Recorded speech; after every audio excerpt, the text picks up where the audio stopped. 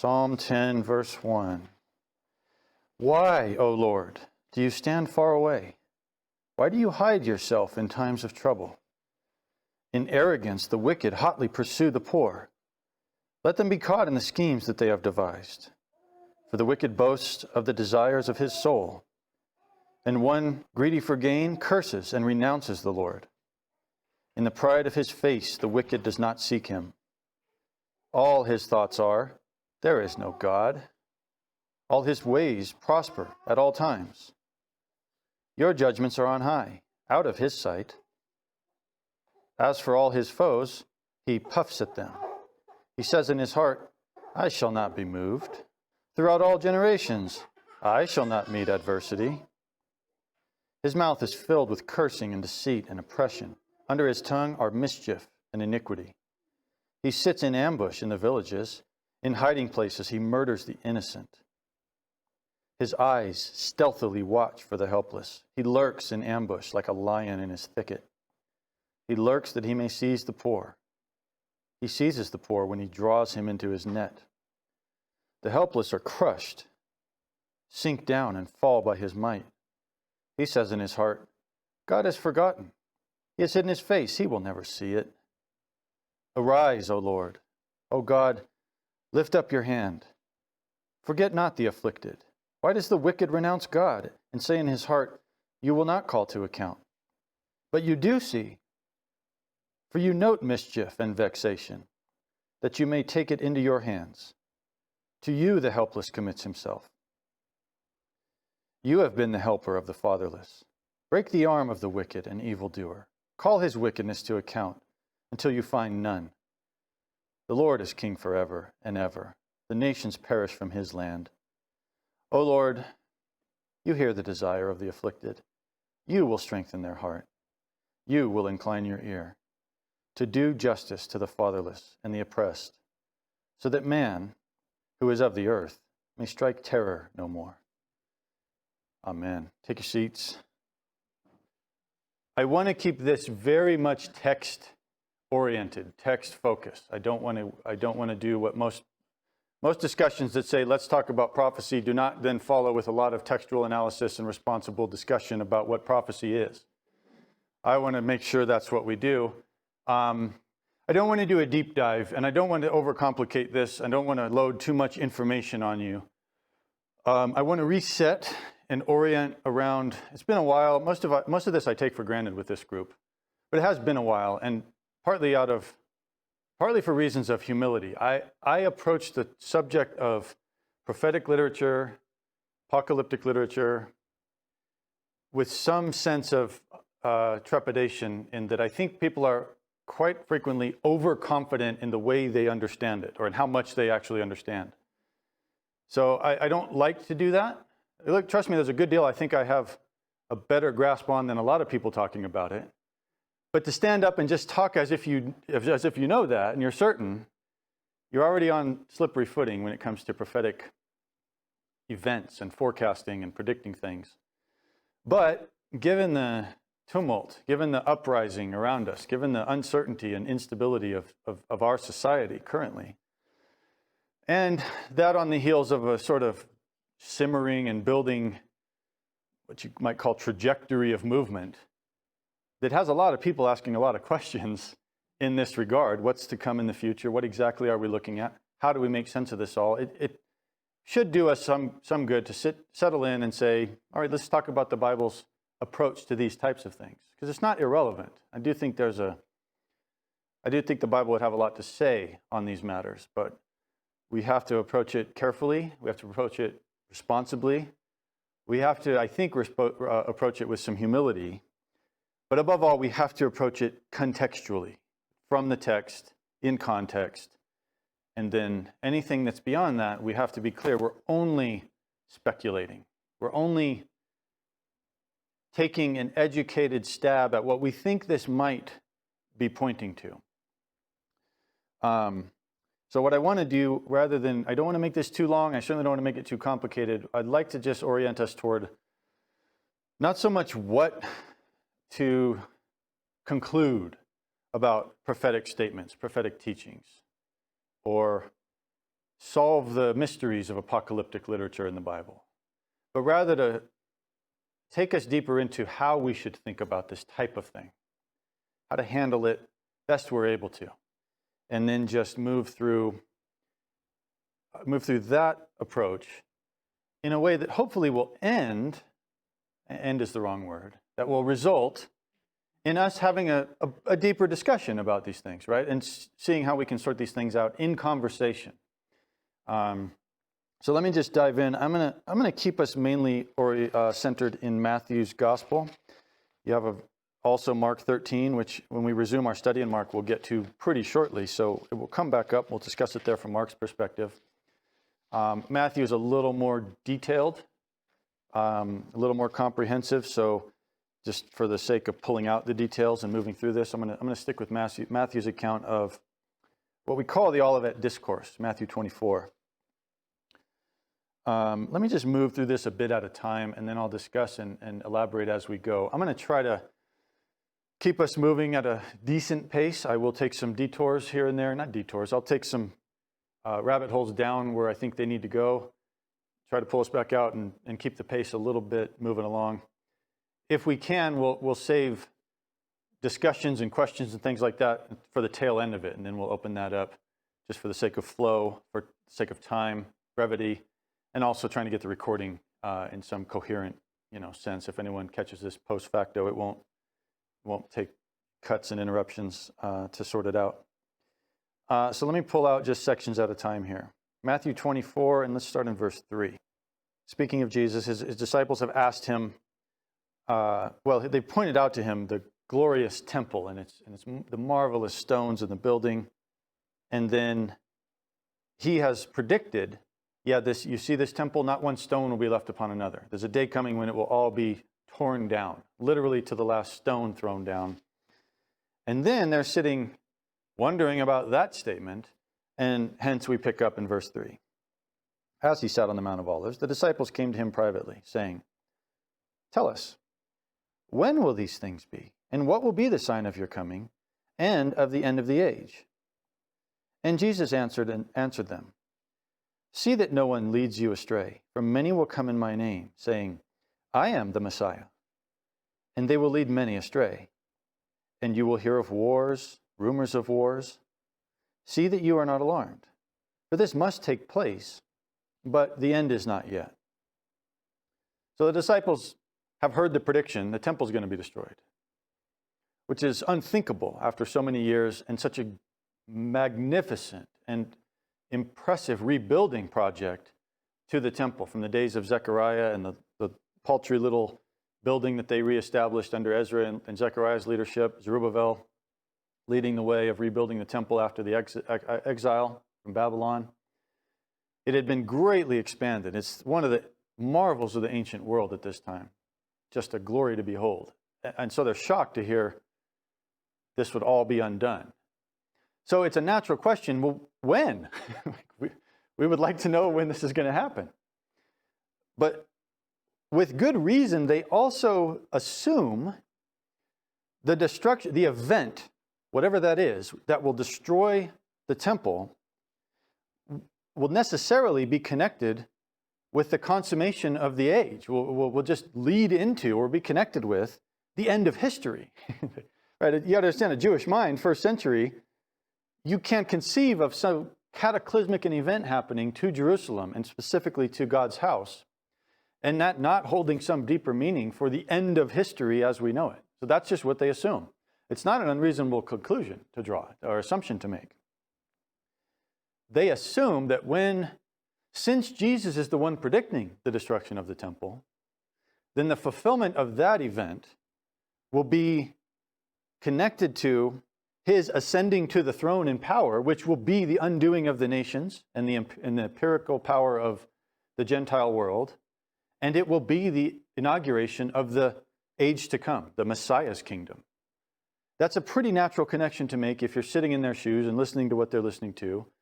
So the question is not crazy. When is this going to take place? That's what we would all probably want to ask. And then, all right, when do you take the reins of this thing, and let's get going in the new age? So they naturally connect this in their mind, and that's pretty sensible. Jesus begins to unfold his answer to them without always distinguishing which question he's answering, right? First of all, he doesn't really answer when at all. What they ask first, when will these things happen? That he doesn't actually really get into. He seems not really concerned with that answer. He will unfold his answer to them with some things that seem to pertain pretty clearly to the destruction of the temple that would come in 70 AD, about 40 years from now, from this point. But some of the language seems to go well beyond that, and he seems to be answering their other question, which is not necessarily the destruction of the temple, but the end of the age, right? Your coming. In their minds, there's no reason these two things need to be disconnected. In his explanation, it seems as if he's going to separate them in some ways, but he doesn't tell you when he's doing that. So the answer comes out as in a long string of things to look for, but he's not always clear as to which one he's talking about. Destruction of the temple, end of the age. All right, so already we've got to keep that in mind. This is actually pretty consistent with the way prophecy works in the Hebrew Bible.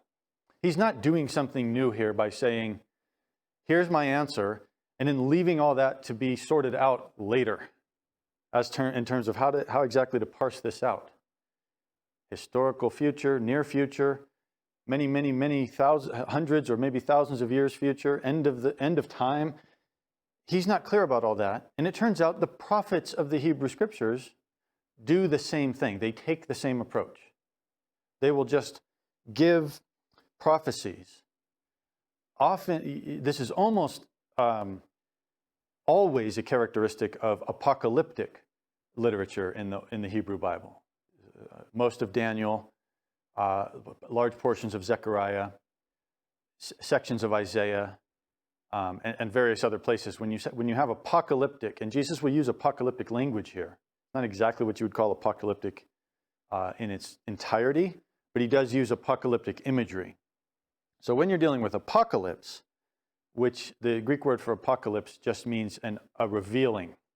When you're dealing with something being unveiled that is previously concealed, as a genre of literature, it declares things, or it communicates events through mainly symbolic and heavily using metaphorical imagery that is meant to both be mysterious and in some sense cryptic, to not fully make sense in the vision itself, but the idea is it preloads a way of thinking about the images and the symbols and the metaphors that will then await later clarification. You need a revelation of wisdom, of understanding, supernatural is implied, to get the full revelation of what the imagery means. That's the basic nature of apocalyptic. So whether it's certainly the way apocalyptic literature works, or just prophecy in general, this is a pretty common feature of how it works. That is to say, one long, or even short, one statement, one prediction, one declaration about here's what's going to come about can contain multiple layers of meaning without always distinguishing what's what. You don't know what's tomorrow going to be fulfilled. You don't know what's going to be fulfilled for some future generation that won't apply it to us at all. Some things are put in images and sort of prophecies that seem to function more simply as ideas, metaphorical symbols, imagery, whose purpose really is sort of a poetic encouragement for anyone, anytime they're reading it anywhere, to just take courage from, right? You're not focused. Some of it is not meant to say, this is declared, so it will happen at this time. Some of it is just given in images that function sort of like poetry does. It's an idealized version of a reality, a truth, that were meant to just take courage from the image itself, from the ideas that are latent in the symbolism. And then some of it is like good old-fashioned end of the world stuff. There will be an end of history. It will be a cataclysm, and it will look something like this. But the something is not always spelled out, right? It's vague imagery. Well, it's not always vague. Sometimes it's specific imagery. But it's detailed enough that it takes work and context and a working knowledge of the rest of the Hebrew Bible to figure out what the imagery is saying or standing for or symbolizing. So in any case, all this is not always easy or clear to distinguish. We have work to do to figure out where do we place this and when, and how are we supposed to receive this. And above all, here's the thing to keep in mind. I'll move forward from here. What you want to do most of all is read through this, do the work to find best we can, what does this mean? How should we understand this? But above all, what we need to come away with is, all right, well then, what does this mean for me in my life? How am I supposed to act now? Now that I know how to think about prophecy, to the extent that we can fully know that, but now that I've gotten some understanding about it, what am I supposed to do with it? That's the thing we don't ever want to let slip. That is, by the way, if I can just, it won't be a rant, but if I can just briefly comment, that is the thing, that is the area where a lot of prophecy interest goes off the rails. It is purely interest about what will happen. It shouldn't be that if you're reading it biblically. It should be interest in how should this transform me. So don't let that drift away from us. So tell us, when will these things be? What will be the sign of your coming and the end of the age? And very importantly, first thing he says, don't be misled. It's a characteristic he's most worried. That's a problem he's most worried about. Not events that will happen so much as things you might be tempted to do as they begin to happen, right? In your personal devotion to me, you could possibly be misled. That seems to be his top priority. He'll also make a statement like this, a warning about being deceived, more than he will warn about anything else in this whole discourse that will follow. So that's of the utmost importance. But then, in verse 6, you will hear of wars, rumors of wars. Now this seems to be leading us toward the 70 AD cataclysm of Jerusalem, because that is a Roman invasion of Jerusalem that culminates in a sort of cataclysmic assault on Rome, on Jerusalem at the hands of Rome. But when he talks about rumors of wars, the attack on Jerusalem was not something the Romans just woke up and said, I think we'll destroy Jerusalem today. There was a simmering tension in Judea. There was a simmering sort of insurrectionist spirit within Judaism, in national Jewish life for years leading up to 70 AD. In fact, the war, that sort of skirmishes and battles began about 66 AD. And Rome has a sort of building impatience with Judea. So rumors of wars seems to fit the context of the actual years and months leading up to 70 AD. So this seems to make sense. He's talking about, pay attention, put your ears on. When you hear this kind of simmering, saber rattling and things like this, when you hear talk of insurrection, when you hear Rome is mounting, oppression, mounting attacks, he said that's something you should pay attention to. But then look what he says specifically about that. And this is an important point. When you hear of these things, see that you're not alarmed. For that has to take place. It's part of the program. Otherwise, he wouldn't be talking about it when they, in direct answering of this question. Part of the program, but that is telling you that it is not yet the end. When it's, in other words, just wars and rumors of wars, which I hate to say it that way because that's horrifying, right? But it's not unusual. It's the normal course of human life. Wars and rumors of wars, the things that have happened since there was civilization. Again, strikingly, a lot of times the approach to this is, man, can you believe all that's going on in the news and the turmoil and the wars and the rumors of wars. And like we make this jump in our minds often that as people of God, that should tell us this is the end. Jesus says, no, what that tells you is it's not the end. Because that's the way humans behave, right? That's the way nations and empires and kingdoms just operate. It's the thing that they do. So you'll hear of that. That tells you it's not the end. It's basically normal stuff. But then why is he talking about it?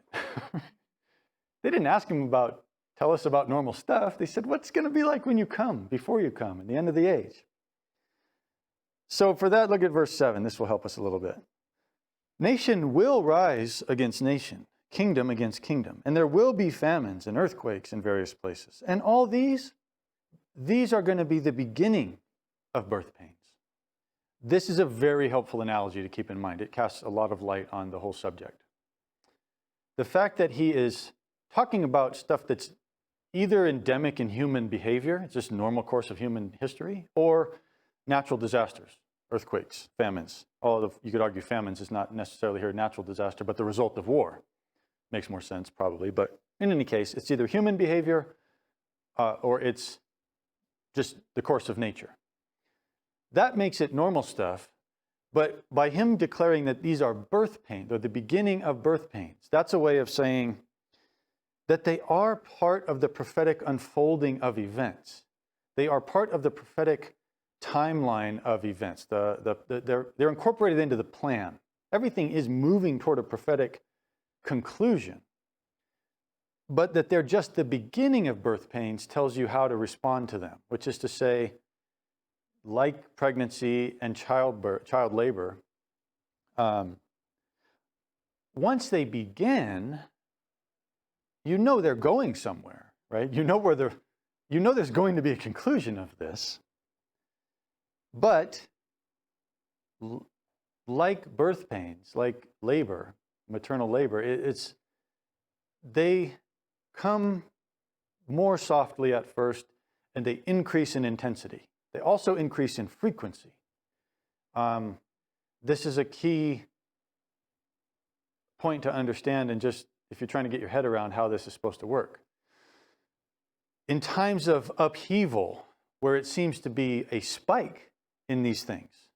Now it's a little difficult because things like earthquakes and famines, it's easy to react to reports of these things, which seem to come sporadically. Like, oh my gosh, there's an earthquake here, and now there's one here. And it's happening at a time of national unrest here, here, here, and here, and now we've got a global pandemic everywhere, right? And it's easy to take that and see, oh, this is plainly what he's talking about. And I think it probably is a hint. It's probably close to what he's talking about. I think it's related to what he's talking about, right? But we have to guard a little bit against, like, part of the issue here is we have the technology where we know about these things worldwide every day as soon as you wake up because it's on your phone, right?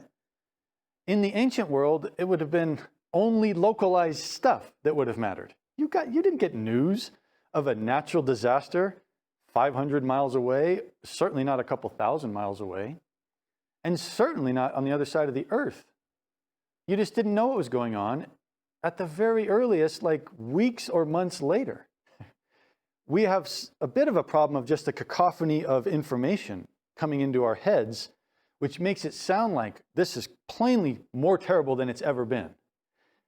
And I think there's a good case to be made that that's true, but we have to be careful about how we reach that conclusion, because some of it is just the fact that we get a lot more information coming at us. So we tend to interpret that as it's obviously worse than it's ever been, or it's faster, or it's more severe. And I'm not saying those things aren't true. I'm saying we can't always draw the conclusion because we hear about it more, therefore it's historically unprecedented. So we just have a sort of problem with historical literacy, number one. And number two, just information overload makes us more susceptible to think we are living in a unique time in history. Now, all that said, I do think we're living in a unique time in history, but just trying to be a fair arbiter up here. In any case, labor pains help you understand this a bit, which is to say one of the key features of labor is, oh my gosh, It's a contraction. It's time to roll. Get everything ready, get it loaded up, let's go. Like, well, okay, it's just a mild contraction, right? I'm waiting for Marissa to chime in because you know how this goes, right? Literally, they can then subside and not come back for a couple days or weeks sometimes. And even when you get really, like, okay, we're within days here, we know that. But even then it can be like, okay, it's gone, it's fine, all right, I'm going back to bed. And then tomorrow, another one comes back. You know how this works. They can come sharply, strike you violently, as it were, get you all agitated, and then subside for a time. You know it's not gone for good, right? You know it's coming back. But that's helpful because it keeps you on your guard to know that this is going somewhere. It will reach its consummation, God willing. But we don't have to panic because there is one right now. There's a contraction. What do? Well, sometimes you don't do anything. You're aware of it. You wait for the next one, but you pay attention. I know this well from 3 kids and having to, this was my job. You keep the time. How far apart are those things? When was the last one? How are you feeling? Right? It's alertness, which is helpful. But panic does the opposite effect, right? It makes you useless. Prophecies like this, the last days, it's like this. You have to be alert. You have to know what's going on and be informed about it. But you can't get too certain this is it. I mean, clearly this is it. I just saw it on Facebook. This has to be it. You follow me? There's a little bit of a problem here. It doesn't have to be. Nation will rise against nation. It's interesting language here, actually. Particularly interesting with our current moment. The Greek word here is ethnon. Ethnon against ethnon. We have a struggle today to talk about every single thing in terms of race.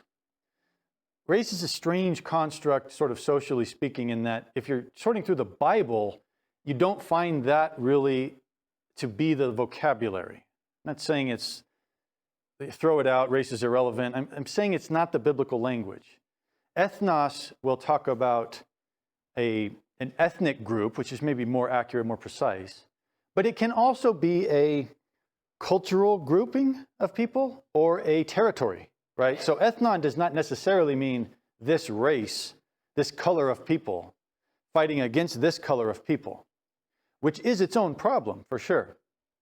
But nation against nation here is misleading. This kingdom against kingdom is talking about a political body, okay? Nation against nation, although that's what it sounds like it would be talking about, is more talking about either a people who share a border or a territory, and they're battling a neighboring territory, which may be a nation, but it may not, if you think in tribal terms in the ancient world, right? Or in a lot of the third world today. You have tribal battles, black Africans fighting black Africans. They are distinct ethnon in this grammatical construction of the idea, right? Because one is located over here in this tribal territory and have this cultural identity that hates this group over here, even though their skin color is the same. So there's a lot to sort out here. You can just point out the increase in these types of conflicts tell you something about the nature of unfolding prophetic events. You will see that. It can be racial battles. It can be tribal battles. It can be cultural battles. People the same color. Think of Northern Ireland. A bunch of white Irish people running around killing each other for years. That's a religious/cultural war. It doesn't fit the definition of kingdom against kingdom. They're all Irish. But it is ethnon against ethnon. It is nation against nation, as it were, if you think of them as a cultural / religious / territorial divide. That's what's at play here. And you can see that in a lot of different ways historically, and certainly today. This is worth thinking about. But again, his point, you will see this, and all these things must come, but that's not yet the end. It's not a sign that the end is upon us. It is something to watch out for. Beginning of birth pains. These are things you should be alert to, aware of.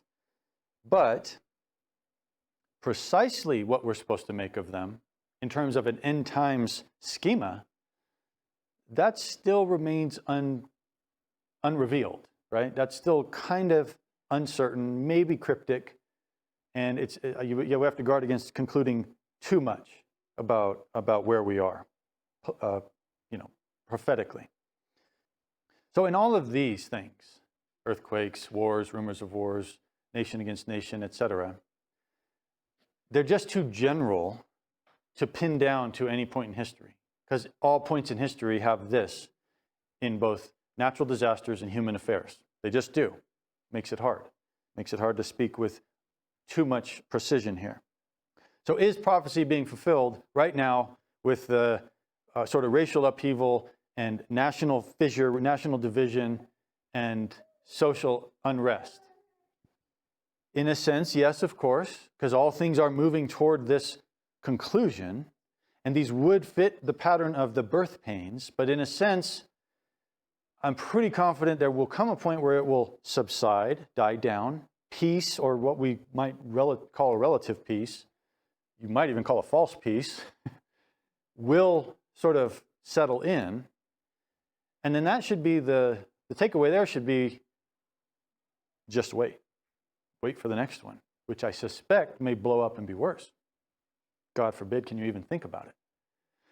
This is how we have to think of it. But does that mean this is it? We're living prophecy right now? Well, it depends on what you mean by that. Maybe. Does it mean that we're in the middle of the fourth horseman of Revelation and we're waiting for the fifth? Now you're getting into irresponsibly handling the text, right?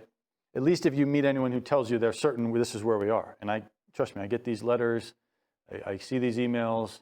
There are people willing to say this, and they know it's 2027 or it was 2012. I don't know how many times I heard. You know that game. That's what we have to guard against.